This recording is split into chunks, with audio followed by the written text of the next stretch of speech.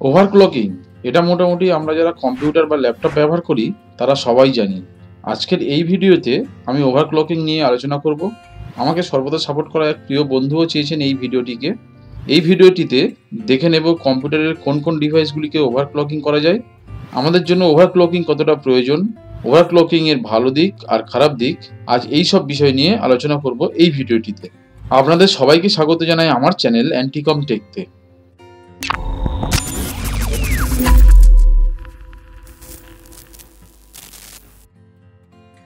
কম্পিউটারে সাধারণত processor, RAM আর graphics card এই ধরনের ডিভাইসগুলিতে ওভারক্লকিং করা যায়।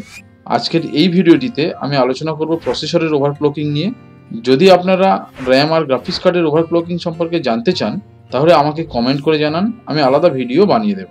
প্রথমেই বুঝে নেব ওভারক্লকিং কি। নাম শুনেই আমরা বুঝতে পারছি ওভারক্লকিং অর্থাৎ ঘড়ির হারকে অতিক্রম করা। এখানে ঘড়ির হার বলতে বোঝায় প্রসেসরের মেগাহার্টজকে, যেটা আপনারা প্রসেসরের উপরে লেখা আছে দেখতে পাবেন। প্রতি সেকেন্ডে প্রসেসর যে গতিতে কাজ করে তার থেকেও বেশি গতি বাড়ানোকে ওভারক্লকিং বলা হয়। এই ওভারক্লকিংকে আবার বুস্ট করাও বলা হয়ে থাকে। আমরা যারা ওভারক্লকিং করতে চাই তাদের এই ওভারক্লকিং করার আগে বেশ কয়েকটা বিষয় খেয়াল রাখতে হবে, না হলে ওভারক্লকিং করতে গিয়ে অনেক বড় ক্ষতি হতে পারে। প্রথমেই জেনে নেব সব প্রসেসরে কি ওভারক্লকিং করা যায়। একদমই না, সব প্রসেসরে ওভারক্লকিং করা যায় না। ইন্টেলের জন্য যে প্রসেসরগুলোর নম্বরের শেষে কে বা কেএফ থাকে সেই সব প্রসেসরগুলো ওভারক্লকিং করা যায়। আর এএমডিতে এখনকার সব প্রসেসরেই ওভারক্লকিং করা যায়। মোটামুটি রাইজেন 3 থেকে সব প্রসেসরে ওভারক্লকিং করা যায়। এখানে আরও একটি গুরুত্বপূর্ণ বিষয় খেয়াল রাখতে হবে, শুধুমাত্র প্রসেসর ওভারক্লকিং করার উপযুক্ত হলেই কিন্তু ওভারক্লকিং করা যাবে না। এর জন্য উপযুক্ত মাদারবোর্ডও থাকতে হবে, কারণ ওভারক্লকিং করার জন্য প্রসেসরের যে এক্সট্রা ভোল্টেজের প্রয়োজন হয় সেটা কিন্তু মাদারবোর্ড থেকেই দিতে হয়। তার জন্য অবশ্যই প্রয়োজন উপযুক্ত মাদারবোর্ডের।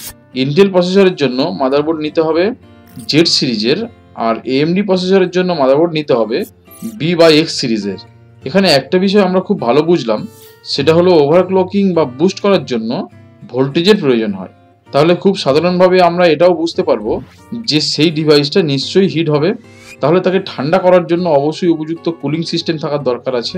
ওভারক্লকিং করার জন্য একটি উপযুক্ত প্রসেসর, একটি উপযুক্ত মাদারবোর্ড ছাড়াও আমাদের আরও একটি জিনিসের প্রয়োজন, সেটা হলো উপযুক্ত প্রসেসরের কুলিং ফ্যান।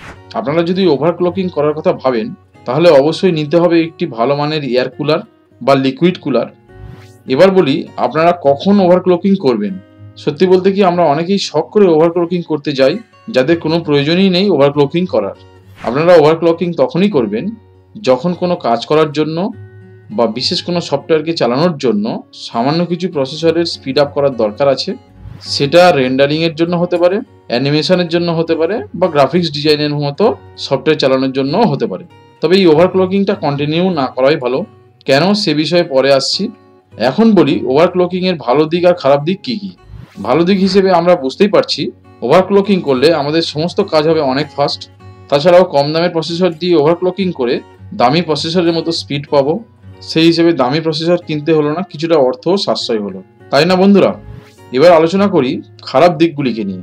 ওভারক্লকিং এর সবচেয়ে বড় খারাপ দিক হলো ঠিকঠাক না জেনে ওভারক্লকিং করলে মাদারবোর্ড বা প্রসেসর অত্যাধিক গরম হওয়ার জন্য পুড়ে যাওয়ার সম্ভাবনা থাকে। এই পোড়া জিনিসে আপনারা ওয়ারেন্টি ক্লেম করতে পারবেন না, এটা অনেক বড় ক্ষতি আপনাদের জন্য। এছাড়াও আমি বারণ করছিলাম কন্টিনিউ ওভারক্লকিং না করার জন্য, কারণ আমরা আগেই জেনেছি ওভারক্লকিং করার জন্য প্রসেসরের পাওয়ার লাগে বেশি, গরমও হয় বেশি। এতে করে প্রসেসরের লাইফ কমতে থাকে, শুধু তাই নয়, সাথে মাদারবোর্ডের লাইফও কমতে থাকে। এছাড়াও আনুষঙ্গিক আরও যে ডিভাইসগুলি রয়েছে তাদেরও লাইফ কমতে থাকে। তাই আমার তো মনে হয় না কেউ ওভারক্লকিং করে নিজের সিস্টেমকে ধীরে ধীরে মৃত্যুর দিকে ঠেলে দেবে। আপনাদের কাজের প্রয়োজনেই হোক বা শখ করেই হোক, একটি ডেস্কটপ বা ল্যাপটপ যখন কিনবেন তার প্রতি ভালো লাগা আর ভালোবাসাটা থাকবেই। আমার তো মনে হয় না কেউ নিজের ভালোবাসার জিনিসটিকে হয়তো নষ্ট করতে চাইবে, বেওয়াফা আশিক ছাড়া।